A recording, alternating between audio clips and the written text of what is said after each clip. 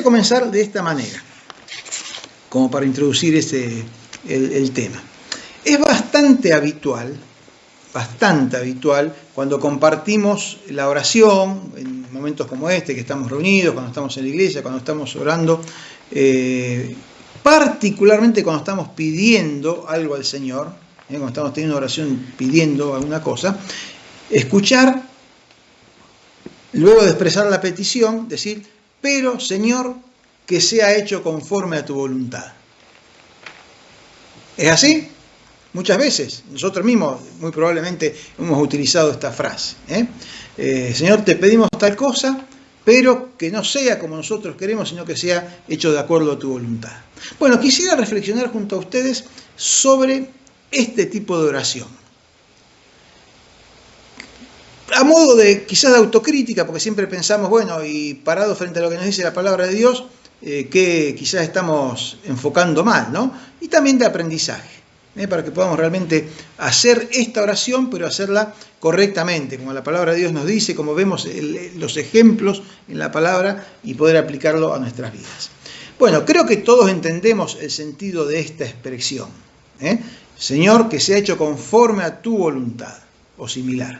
Entendemos el sentido de esa expresión y la aplicamos seguramente con buen criterio, en el momento que corresponde. En general, esa frase intenta significar, si lo dijéramos coloquialmente, digamos, significaría algo así como, Señor, esto es lo que a mí me gustaría. Esto es lo que a mí me parece que estaría bien. Esto es lo que me gustaría que hagas. Pero si vos tenés alguna otra cosa dispuesta, dale nomás, porque en definitiva vos sos Dios y no yo. ¿Están de acuerdo? Más o menos eso es lo que querríamos decir al decir estas palabras, ¿no? Ahora bien, reflexionemos, ayúdenme a pensar en esto. Yo estuve pensando, incluso hablo por mi propia experiencia también a veces, ¿no? Desde ahí me planto y comparto con ustedes. A veces, orar así implica un sincero reconocimiento de la soberanía de Dios. A veces, orar así implica un sincero reconocimiento de la soberanía de Dios.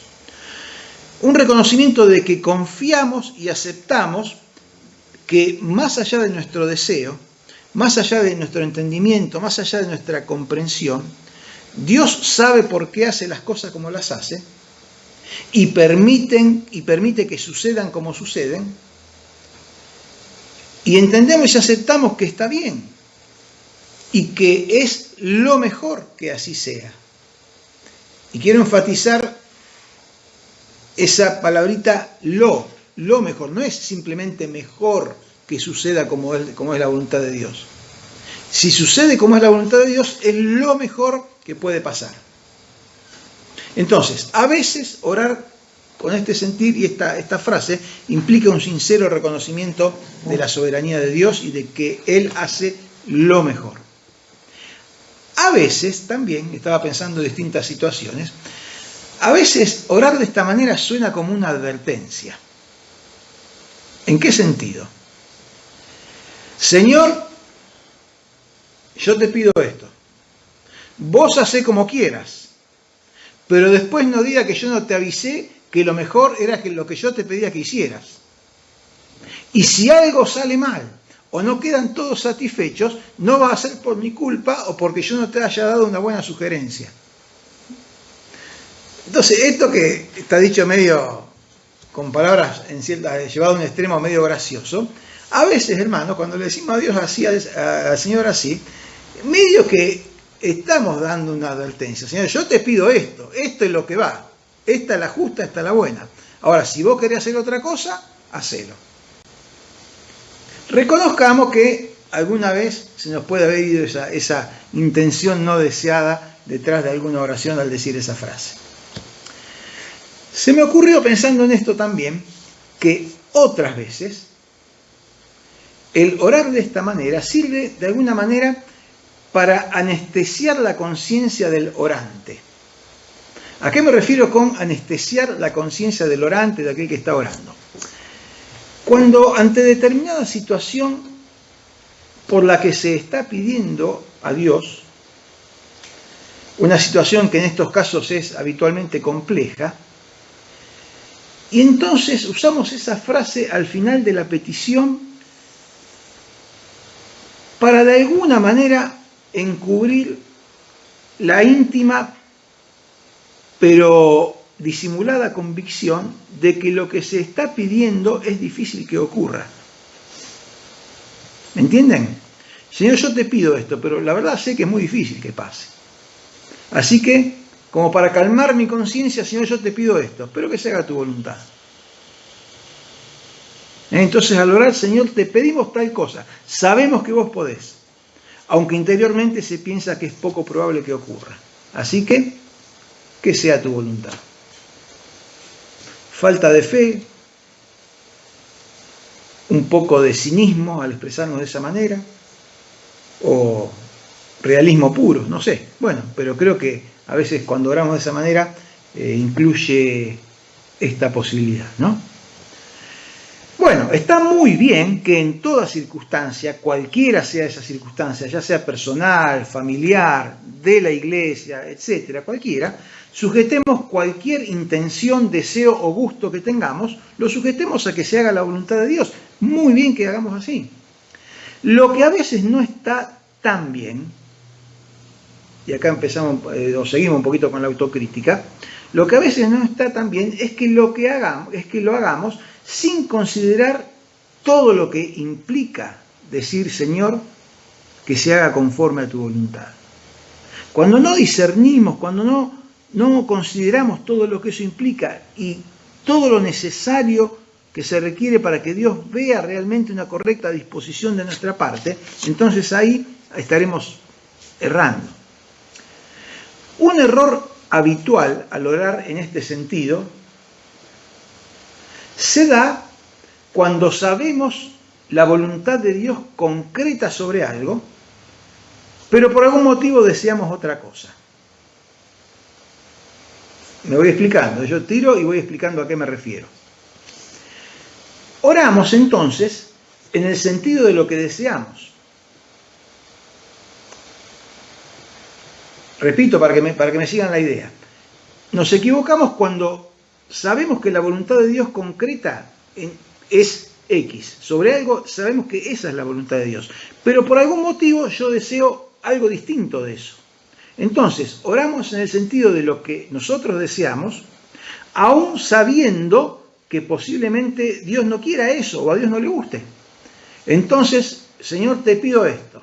Pero para cubrirme, cerramos con un pero, Señor, sea hecho de acuerdo a tu voluntad.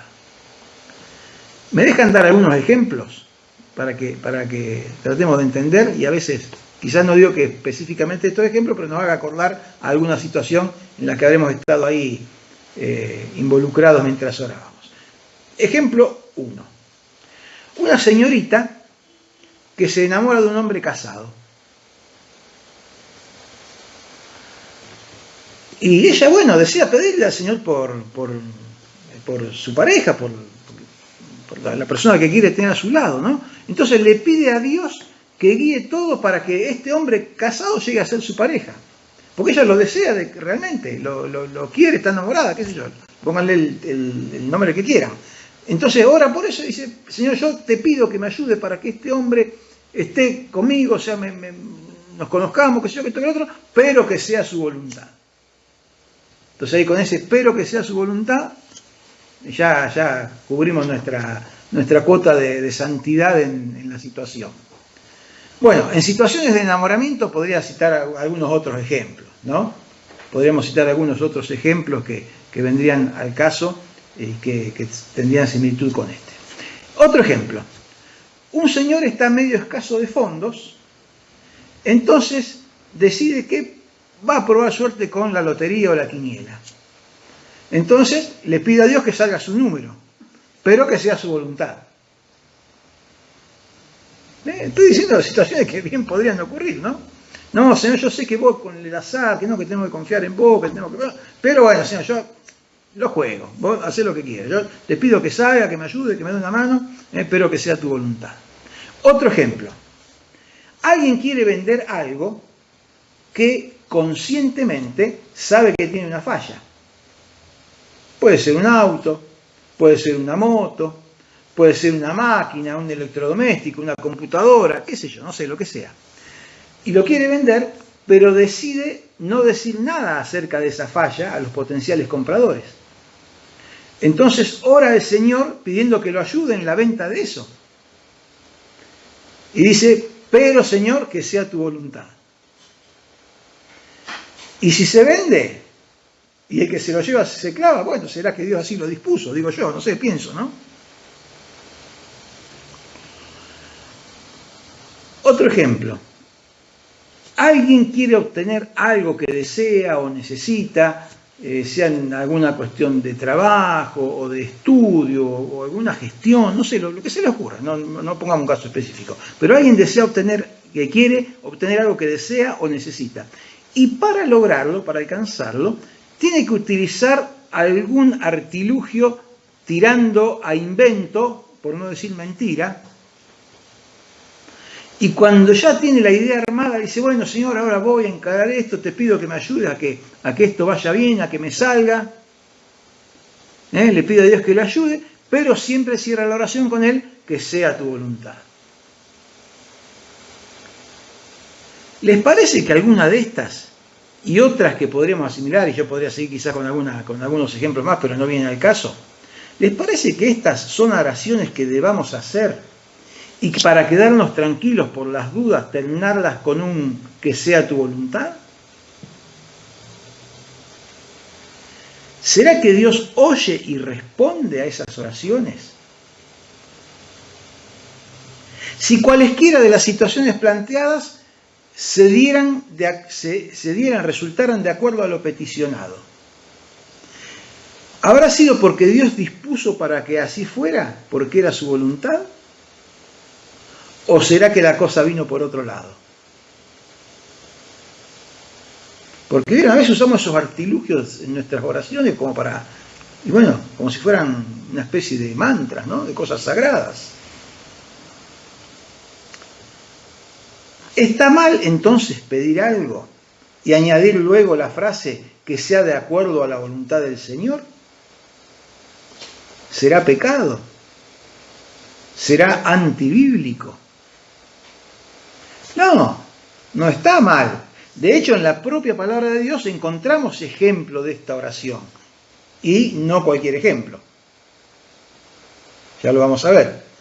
Pero también, así que como encontramos ejemplo de esta manera de orar, encontramos un contexto en el cual está hecha la oración y hay antecedentes que nos muestran por qué alguien puede llegar a esa oración. Y eso es lo que trataremos de examinar hoy para que cuando oremos y lo hagamos manifestando aceptar que sea hecho conforme la voluntad de Dios en aquello por lo cual estamos pidiendo, aun cuando pueda ser distinto a lo que queremos o pedimos, lo hagamos como Dios quiere. ¿Les parece? A esta oración me costó encontrarle el nombre. Así que me quedó el nombre, la oración, no mi voluntad, sino la tuya. Le puse así. Esta es la oración, no mi voluntad, sino la tuya. ¿Qué antecedentes bíblicos tenemos de este tipo de oración? Bueno, vamos a ir a Mateo capítulo 6, versículo 10. Ahora sí agarramos la Biblia. Mateo 6, 10. Este es un antecedente teórico. Esta es una enseñanza. Esto debe ser así. Jesús está enseñando a orar, estamos enseñando el Padre Nuestro, y en Mateo 6, 10, en el medio de eso dice: venga tu reino, hágase tu voluntad, como en el cielo, así también en la tierra. Este es un antecedente teórico. Jesús está enseñando la teoría de la oración. Si ustedes cuando oren, oren así. Comienza diciendo, ¿no? Unos versículos anteriores. Y cuando llega a este punto dice: venga tu reino, hágase tu voluntad como en el cielo, así también en la tierra.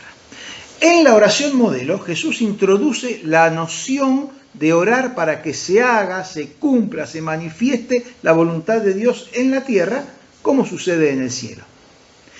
y está precedido por la frase, venga tu reino. Así que no podemos dejar de relacionarlas, ya que el reino de Dios es el... No nos vamos a poner a definir demasiado el reino de Dios, vamos a decir que el reino de Dios es el ámbito en el cual su voluntad se ejerce y se hace de manera irrestricta.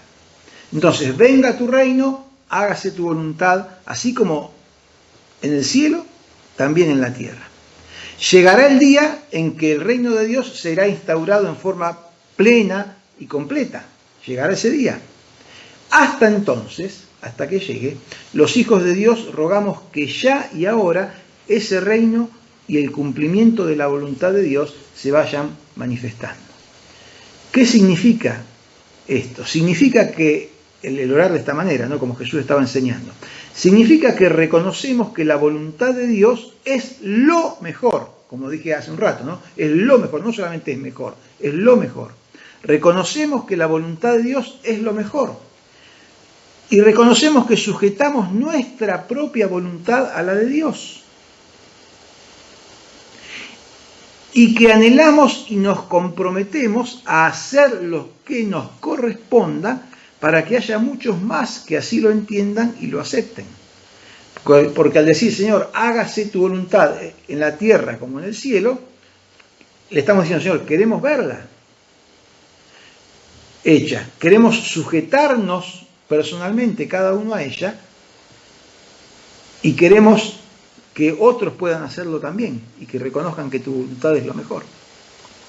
Este es el marco, podríamos decir, el marco teórico en el cual Jesús nos enseña a orar para que la voluntad de Dios sea hecha. ¿Está bien? Pero esta es la teoría, vamos a la práctica. ¿Cuándo llegó el momento práctico en el que Jesús tuvo que ejercer esto que había estado enseñando? ¿Se acuerdan? En el Getsemaní. En el Getsemaní. Bueno, acá sí tengo tres pasajes, o sea, los tres sinópticos, ¿no? Así que les pido que lo busquen. Así simplemente para leerlos en los tres sinópticos y compararlos, pero para ver que más o menos con distintas palabras dicen lo mismo. Mateo 26, 39. Ese es uno. Mateo 26, 39. El otro es Marcos 14, 36. Marcos 14, 36. Y el otro es Lucas 22, 42.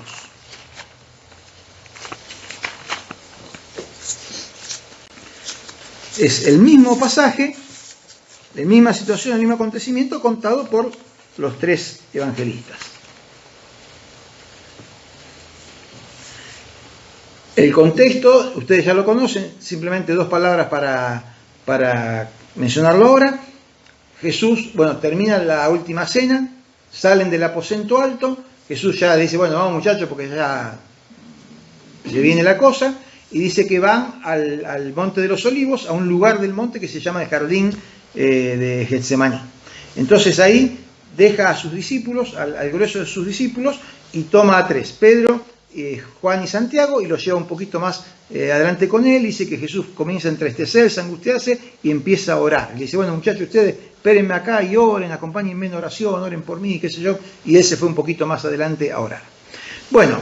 Nos relata Mateo 26, 39, que Jesús, yendo un poco adelante, se postró sobre su rostro, orando y diciendo, Padre mío, si es posible, pase de mí esta copa, pero no sea como yo quiero, sino como tú.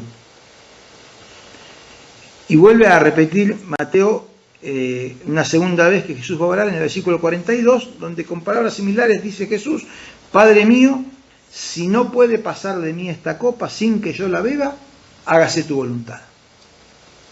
Palabras más, palabras menos, la misma frase. Marcos y Lucas no repiten, sino que dice que las tres veces oró de la misma manera. En Marcos 14, 36 dijimos, lo escribe de esta manera. Dice así, que Jesús estaba orando y decía, Abba Padre, todas las cosas son posibles para ti.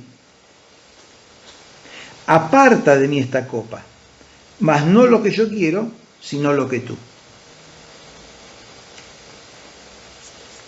Añade lo que está implícito en las palabras de Jesús en Mateo, que es, bueno, Padre, todo es posible para ti. Si quieres apartar de mí esta copa, si quieres evitarme que la beba, pero no sea lo que yo quiero, sino lo que tú. Y en Lucas 22:42 dice que Jesús oraba diciendo, desde ese puesto de rodillas, oró diciendo, Padre, si quieres, pasa de mí esta copa, pero no se haga mi voluntad, sino la tuya.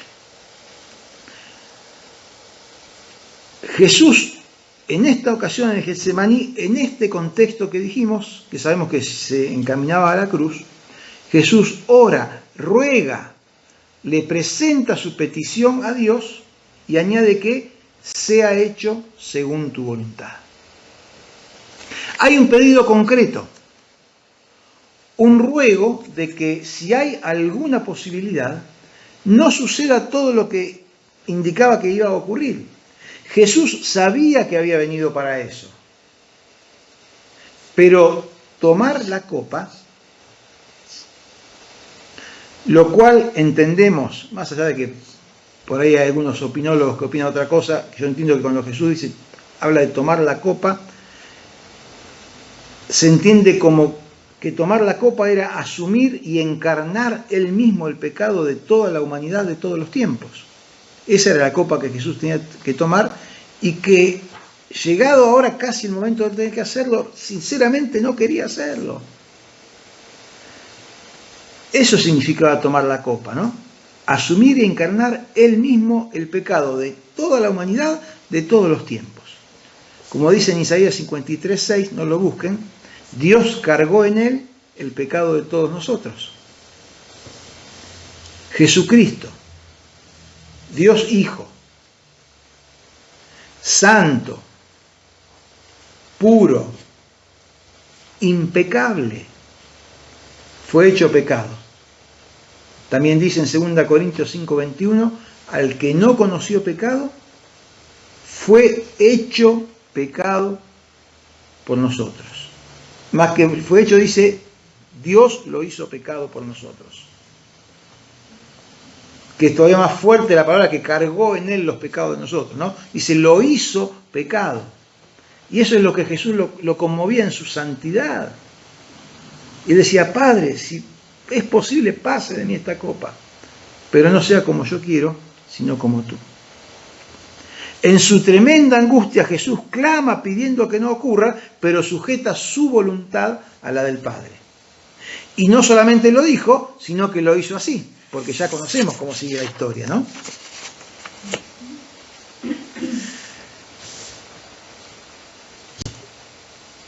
No podemos, yo por lo menos, no puedo imaginar ningún evento en la vida que nos ponga en la misma o siquiera parecida situación de Jesús, en la que se encontraba en ese momento. Pero sin duda es que nos da un ejemplo. Conocer a lo que él se exponía nos ayuda a entender la magnitud de su ruego. Si es posible, pase de mí esta copa. Bueno, ¿cuántas veces hemos orado nosotros en algún sentido en un ruego a Dios pidiendo que algo pase de determinada manera o que no pase de la manera que parece que va a ser? Y a pesar de tamaña magnitud, Jesús dijo con total sinceridad y convicción, pero no se haga mi voluntad, sino la tuya. Me preguntaba también, ¿podríamos decir que Dios no oyó el ruego de Jesús? Porque sabemos cómo terminó la cosa. O más bien diríamos que lo oyó y lo desestimó.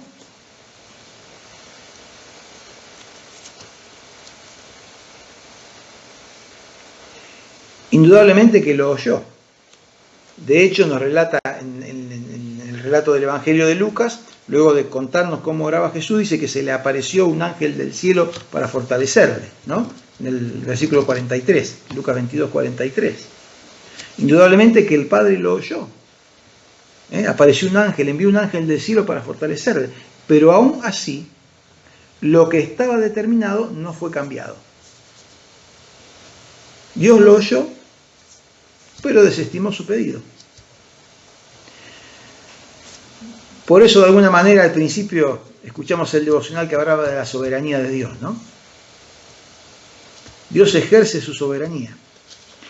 Y el decir, Señor, sea tu voluntad y no la mía, es someternos a la soberanía de Dios. Jesús quería otra cosa, pero Dios dispuso lo que él ya tenía determinado. Jesús rogó, pero Dios le dijo que no, su voluntad era otra.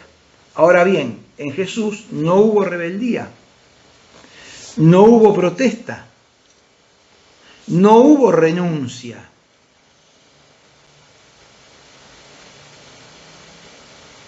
Repito, digo para que por ahí nos pensemos en nosotros, ¿no? En Jesús no hubo rebeldía, no hubo protesta, no hubo renuncia, hubo sumisión a la voluntad del Padre. Ahora bien, podemos decir, bueno, pero era Jesús. Bueno, pero Él nos da el ejemplo, ¿no? Nunca nosotros nos vamos a encontrar a la magnitud de la situación en la que se vio expuesta Jesús.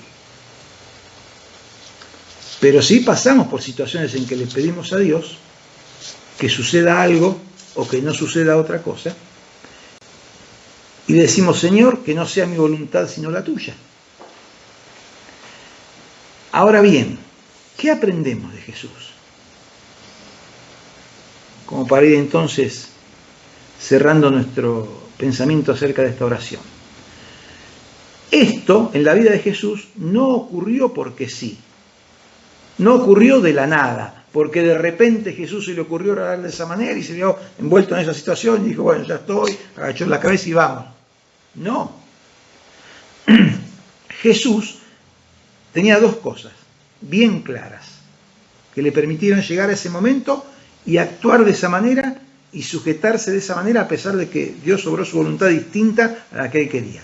Jesús tenía claras dos cosas. Primero, tenía clara la teoría. Ya lo vimos en Mateo 6:10 en el Padre Nuestro. Él tenía bien clara la teoría, de manera que él enseñaba que teníamos que orar, venga tu reino, hágase tu voluntad. Entonces, Jesús tenía bien clara la teoría, pero así como tenía bien clara la teoría, también tenía bien clara la convicción que él tenía en su vida. Convicción que manifestó en dos ocasiones. ¿Quieren que lo busquemos? Juan capítulo 5, versículo 30.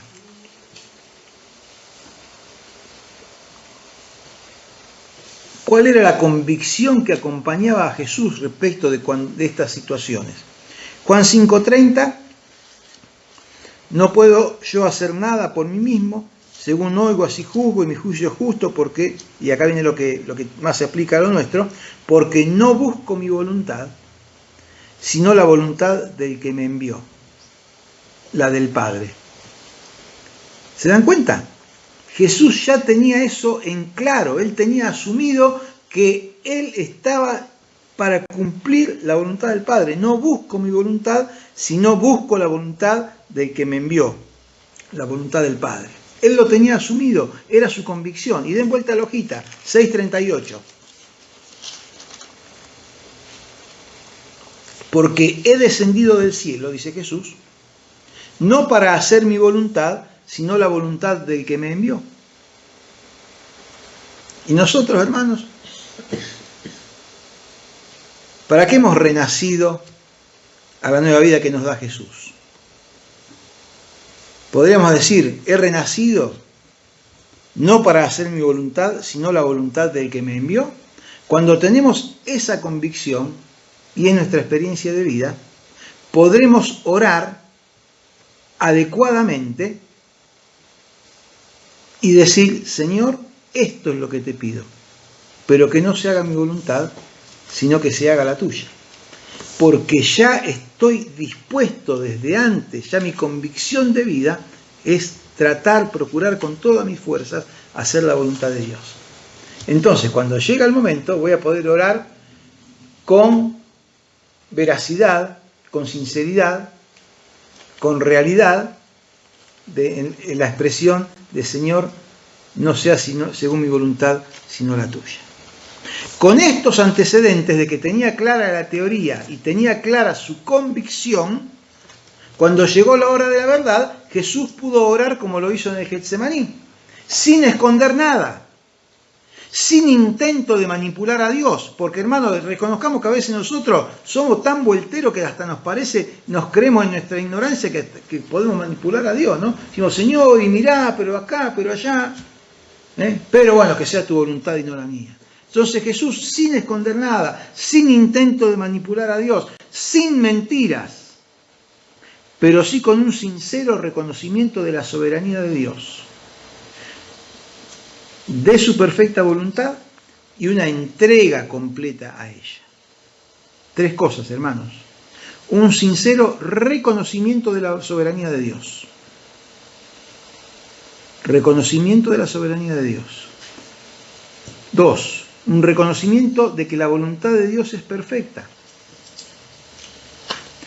Y 3. Una entrega completa a esa voluntad. Porque yo puedo reconocer que Dios es soberano, pero digo, bueno, pero en esta se equivocó. Una cosa, de las tres cosas que dije, una no implica la otra. Tienen que ser las tres. Reconocer la soberanía de Dios. Dios es soberano y hace lo que quiere. 2. Reconocer que su voluntad es perfecta. Es lo mejor. No mejor, es lo mejor. Y 3, una entrega completa a esa voluntad.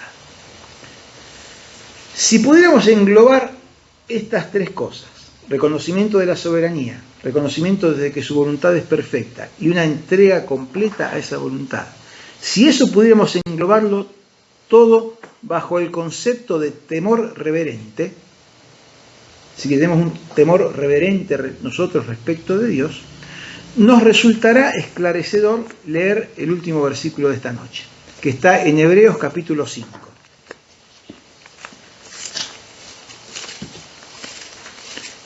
Hebreos capítulo 5,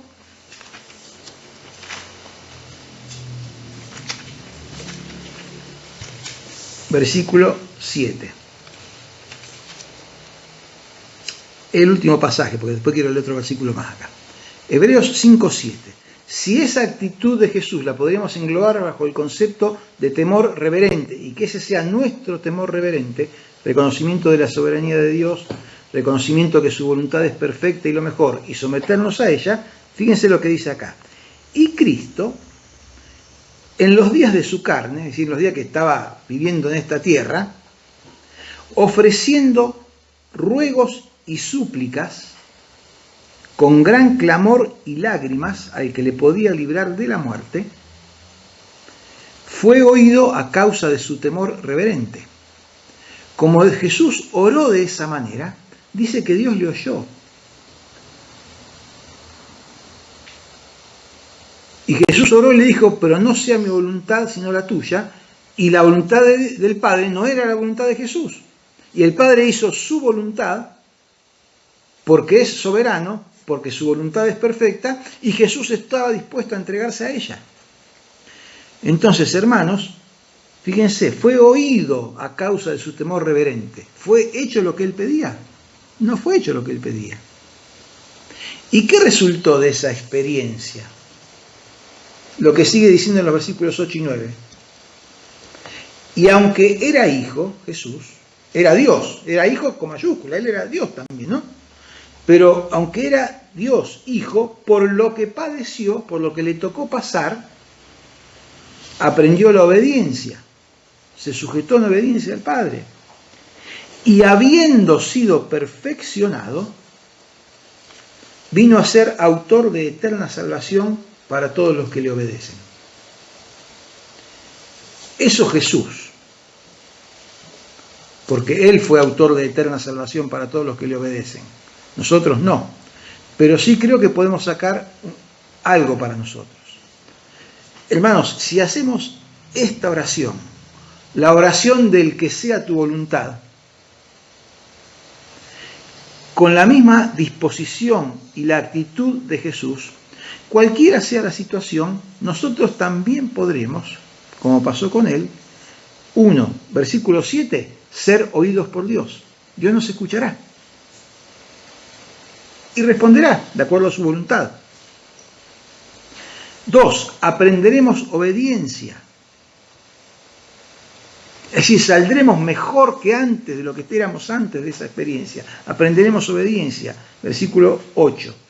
Y versículo 9, hermanos, habremos sido perfeccionados un poco más en el camino de la fe.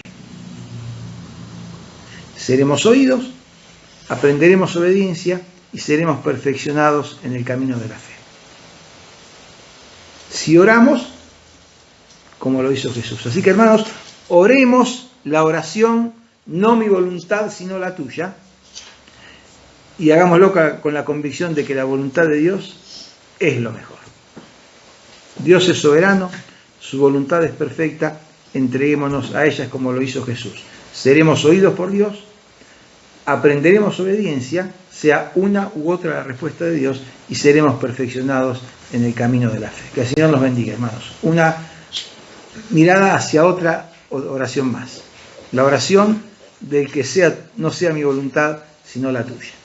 Bueno, hermanos, espero que siga enriqueciéndonos estos estudios acerca de la oración, de manera tal que podamos crecer y cuando nos toca pasar por distintas experiencias, bueno, que podamos tener esto atesorado en nuestros corazones. Oramos y terminamos. Padre nuestro que estás en los cielos, Señor, qué bueno poder estar juntos, qué bueno poder orar, Señor, qué bueno poder presentarte nuestras vidas, poder entregarte nuestras situaciones y la de aquellos que conocemos, esperando tu bendito y perfecto obrar, Señor. Y qué bueno, Señor, poder tener tu palabra y abrirla y pensarla a la luz de tu Espíritu Santo, Señor, sacando estas enseñanzas para nosotros. Ayúdanos, Señor, queremos crecer en tu camino, queremos ser más fieles, queremos ser perfeccionados por ti en el camino de la fe, como lo hiciste con el Señor Jesús. Cuando Él oró de esta manera y se entregó a tu voluntad, dice que lo oíste, que Él aprendió y fue perfeccionado. Que nosotros podamos ser también de esa manera, Señor. Confiamos en ti plenamente.